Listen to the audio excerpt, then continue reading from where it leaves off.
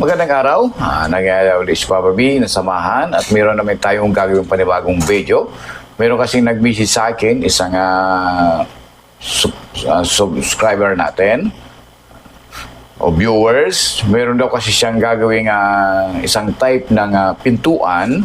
Ito ay double lip ED glass swing door. First time niya raw gagawa, so hindi pa niya raw kabisado yung less. Every time kasing gagawa tayo ng pintuan, based dun sa opening, kailangan natin magbigay ng less para eksakto yung magawa natin.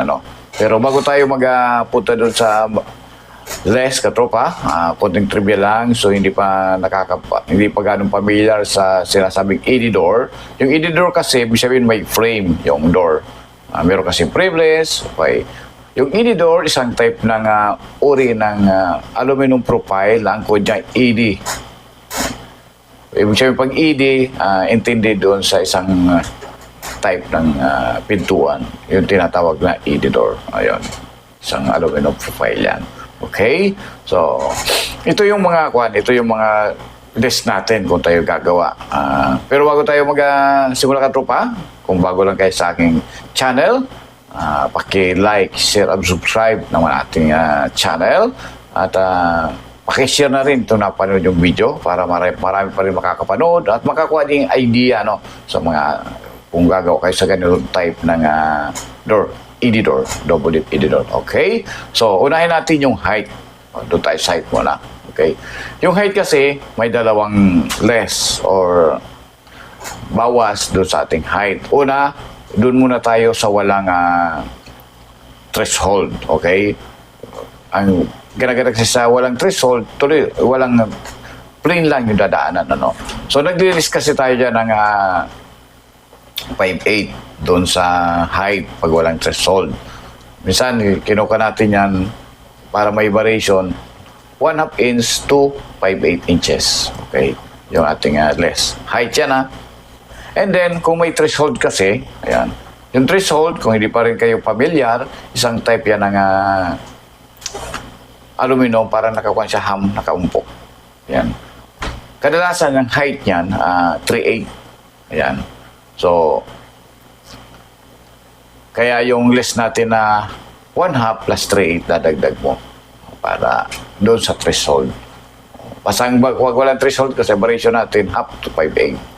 O plus may threshold, kaya hindi natin pinaplas yan kasi kadalasan iba-iba yung gumagawa ng threshold. May mataas sa 3'8", may mababa. So mas better kung lalagay kayo ng threshold, isukatin nyo, i-plus nyo na lang sa less doon sa ating binigay na less, para malinaw. Kasi mayroon niya na 3'8", mayroon 1/2, may mas mataas pa doon sa 3'8". Kaya mas better sukatin. Actual, para hindi tayo mamali, okay? Yun sa height, okay? So, dalawang klase yan. Walang threshold, saka may threshold. Kung matanong nyo, bakit linalagyan threshold? O, kung trivia lang ulit, So, mga bukan, linalagyan threshold dyan kasi minsan yung flooring hindi even. May paangat yan o mayroong pababa. So, yung threshold kasi kakadagdag yan sa clearance yung baba ng pinakapintuan para sumayad. Kadalasan kasi may rampa, pag dito doon sa pag nakasara, okay lang yung clearance. Pag binuksan mo, sasayad kasi nakarampa yung natin, yung flooring, linalagyan yan. So, depende sa application. So, kung kayo gagawa ng ganyan, tingnan nyo muna kung ano ba yung elevation ng ating paglalagyan. Okay? Malinaw? Okay. Kung yung nagtatanong sa akin, malinaw yan, take note na lang.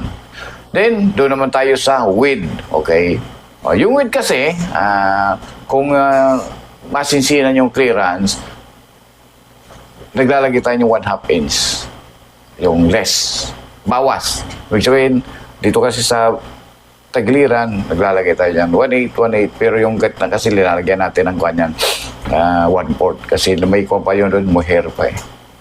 Okay. Pero kung siguraduhan na hindi masilan yung clearance sa tagliran, kasi linalagyan pa lang mohair yan, minsan naglilist tayo yan, 1/4, 1/4, kaya 3/4. Yan. So kung ikukuhan mo, nag-rinse tayo ng kuhan yan, ng 1/2 to 3/4. So, depende doon sa sitwasyon. So, kayo mag-assist yan.